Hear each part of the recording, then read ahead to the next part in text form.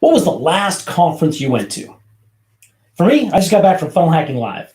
Been there for the last 5 days, met some amazing people, listened to just phenomenal speakers, right? So you're going through and you're listening to each speaker and you're taking notes. I'm taking notes like I'm just vicariously taking, dude, boom, just right now. I know that pen is a direct link to my subconscious mind, right? So I'm writing it all down as if I'm going to be able to teach it later. I'm sitting next to somebody, I'm like, hey, let me see your notes. I'm looking at the notes and they've got like 5 pages of notes, and I've got a binder like this. My entire notebook is full, and then I have another notebook that's a third of the way full. I'm like, oh my gosh, what kind of notes did you take? Right? And just they took very specific notes of what they were going to do. I took so that once I reteach it, I retain it longer, right? Just a couple of different ways of taking notes. But now, again, I have 2 binders that I have to go through to notebooks to figure out exactly, okay, what are my key takeaways, right? What are the key takeaways that I really need to implement? So I went through and I got my top 3, and that's what we're going to talk about today, is the top 3 and how to implement those top 3. The main thing is this. As you go through and you start writing your notes, yes, write it so you can teach it, because when you teach somebody else, now you hold on to it longer, right? It becomes yours. You internalize it. But at the same time, what are the top 3 main priorities that we can take away? What is the next best action step, and what's the next best action step, right? So these are my top 3. And I made sure that I started doing the thing, right? I started scheduling the things that are most important into my schedule.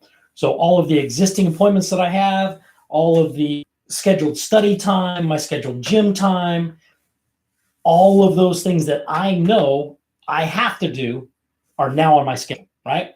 Now I go back through, okay, what do I have to implement? What am I implementing from this conference? And I'm going to plug those key pieces in to the next quarter, right? So I'm going to plug them into this week in the time that I have remaining in the week. I'm going to plug them into the month, and then I'm going to plug them into the quarter so that it takes me where I want to go till the end of the quarter, right?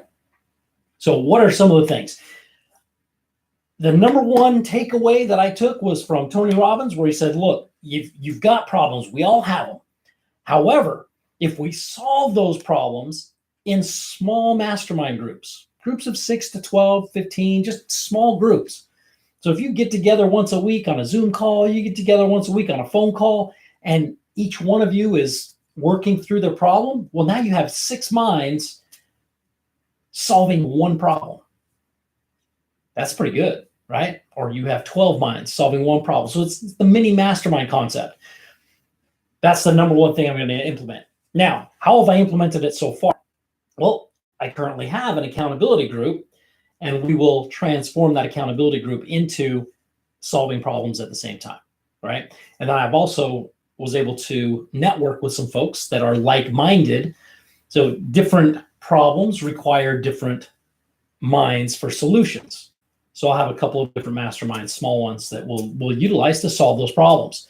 So if you have problems, I would recommend you find those people that are in a like industry, or that maybe have done what you want to do, and see if they wouldn't mind getting together for more brains on a specific problem. Helps to solve that problem faster. Number 2, energy. Again, I pulled this from Tony Robbins, but also from Brendon Burchard, constantly talking about you have to summon the energy. You have to summon the energy. And at the same time, you're like, well, what are you talking about, summon the energy? And then Tony Robbins comes in, he's like, oh my gosh, come on, it's state, it's physiology. You've got to make sure that you maintain the right physiology in order to summon that energy, right?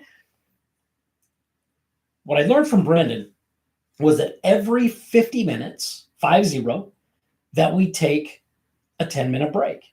Now, what do you do during that 10-minute break? We stretch, we move, we drink water, right? We close our eyes for a couple minutes. Well, also part of that is getting the blood flowing again, getting your physiology back in that state where the blood is flowing and you're ready to go. You're in a peak state so you can make those decisions, right? So we want to make sure that we pull ourselves into state so that when you hit 5 o'clock, 6 o'clock, 7 o'clock, when you're trying to go home, you still have energy for your family, or you still have energy for your side business. your side hustle, whatever it happens to be you're doing. Maybe it's the gym that you do in the evening instead of the morning. Whatever it is, recharge throughout the day, some of that energy throughout the day, so that when you hit the nighttime, you have the energy to do what you need to do. And I need to be more consistent about summoning the energy and getting the movement during that 10-minute break, as opposed to just the water and close my eyes for a few minutes meditation, right? So that is number 2 takeaway for me. And then number 3 was scheduling the connection calls.